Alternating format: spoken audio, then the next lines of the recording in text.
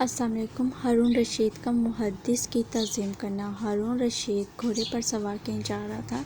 راستے میں انہیں ابوالحسن علی بن حمزہ سے ملاقات ہوئی۔ ہارون رشید اسے ملنے کا خواہشمند تھا، تو وہ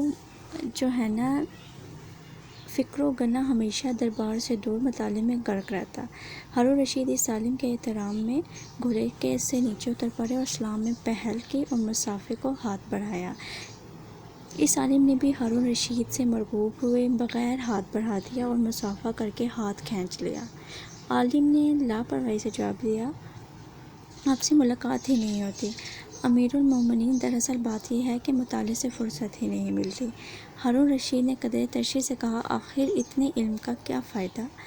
عالم نے فوراً جواب دیا، امیر المومنین، ایک دو فائدے ہوں تو گناہ بھی دو، لیکن اس علم کی بدولت امیر المومنین گھوڑے سے اتر کر با ادب مصافحہ کرنے پر مجبور ہوتے ہیں۔